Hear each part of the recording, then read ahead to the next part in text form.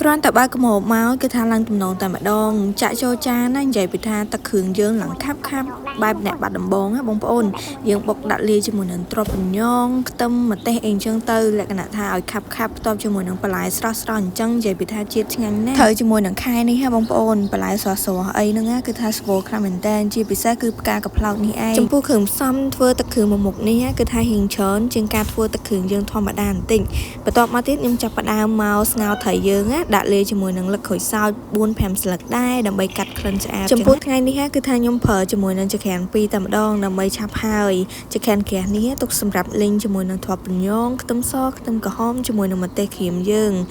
លីងវាឲ្យឡើងឈ្ងុយប៉ុណ្ណឹងរួចរាល់បងប្អូនដួសទុកម្ល៉េះថ្ងៃនេះខ្ញុំមានជាមួយនឹងខ្នុរដែរយើងចិតវាជាកង់ហើយយកទៅលាងទឹកឲ្យស្អាតបន្ទាប់មកទៀតខ្ញុំដាក់មកស្ងោរជាមួយនឹងទឹកត្រីយើងតែម្ដងបន្ទាប់ពីស្ងោរមើលទឹកត្រីយើងឆ្អិនហើយហ្នឹងខ្ញុំចាប់ផ្ដើមស្រង់វាចេញមុនចំពោះត្រីវិញបងប្អូនអាចធ្វើតាមចំណូលចិត្តបានមិនថាត្រីប្រាត្រីពោត្រីរស់ឬត្រីទន្លេជាដើមបន្ទាប់ពីយើងស្រង់ត្រីរួចហើយហ្នឹងឥឡូវចាប់ផ្ដើមមកបេះយកតែសាច់ត្រីវាទេបើបងប្អូនចង់ញ៉ាំទឹកគ្រឿងបែបអត់មានខ្លាញ់ត្រីអីច្រើនណាអាចប្រើជាមួយនឹងត្រីរស់អីបានដោយសារវាអត់សូវមានខ្លាញ់ច្រើនបើដាក់ជាមួយនឹងត្រីប្រានេះគឺថាខ្លាញ់ច្រើនណាសម្រាប់អ្នកចូលចិត្តអាចធ្វើដូចខ្ញុំបាន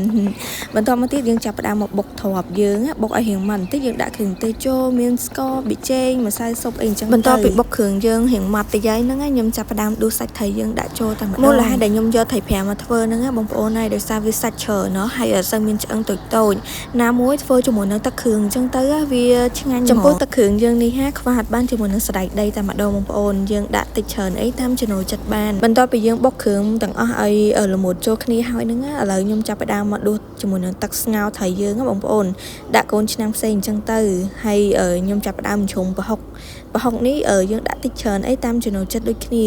បន្ទាប់មកខ្ញុំដួសជាមួយនឹងសាច់ត្រីយើងចូលតែម្ដងខ្វះអត់បានមួយទៀតហ្នឹងគឺថាស្លឹកខ្ទឹមហើយជីរណាផងដែរបន្ទាប់ពីយើងហាន់ជីខ្ទឹមឲ្យរៀងល្អិតរួចរាល់ហើយហ្នឹងឥឡូវយើងចាប់ផ្ដើមដាក់ចូលជាមួយនឹងទឹកគ្រឿងយើងតែម្ដងទៅបងប្អូននិយាយទៅគ្រាន់តែដាក់គ្រឿងជីប៉ុណ្ណឹងគឺថាឡើងឈ្ងុយខ្លាំងមែនតើហ្មងជាមួយនឹងទឹកគ្រឿងយើងឡើងខាប់តំណងខ្លាំងទៀតតែប៉ុណ្ណឹងទឹកគ្រឿងអ្នកបាត់ដំបងយើងបានធ្វើរួចរាល់បងប្អូនអញ្ចឹងក្រោយគ្រាន់តែដួសដាក់ចានហើយរៀបចំជាមួយនឹងបន្លែស្រស់ឬក៏បន្លែស្ងោរអីតាមចំណូលចិត្តយើងអញ្ចឹងទៅឆ្មាថែមសិន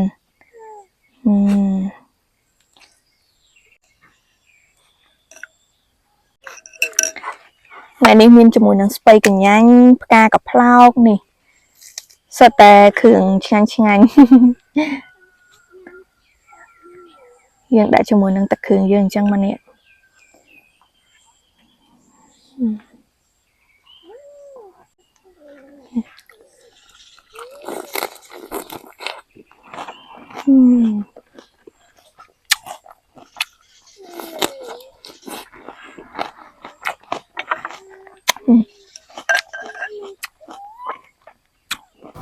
និយាយទៅទឹកគ្រឿងនេះបើសិនជាយើងបានផ្ទាប់ជាមួយនឹងស្ដៅរៀងល្វីងតិចទៀតកាន់តែឆ្ងាញ់ហ្មងប៉ុន្តែមិនធ្វើទេដោយសារខែនេះរៀងផុតរដូវដែរហើយក៏នៅមានបន្លែផ្សេងញ៉ាំជាមួយឆ្ងាញ់ដូចគ្នាជាពិសេសបានជាមួយនឹងខ្នុរនេះបងប្អូនយើងស្ងោរវារៀងផុយតិចទៅនិយាយថាមានជាតិផ្អែមផងញ៉ាំជាមួយនឹងទឹកគ្រឿងយើងជីទៀតកាន់តែសម្រាប់វីដេអូខ្ញុំថ្ងៃនេះគឺមានតែប៉ុណ្្នឹងទេបើសិនជាមានខុសឆ្គងត្រង់ណាក៏សូមការអធិស្ឋានពីពុកម៉ែបងប្អូនទាំងអស់គ្នាផងដែរចំពោះបងប្អូនតាណាសូមមានសុខសុវត្ថិភាពជាពិសេសរកស៊ីទទួលទានមានបានអរគុណជម្រាបលាជួបគ្នានៅវីដេអូ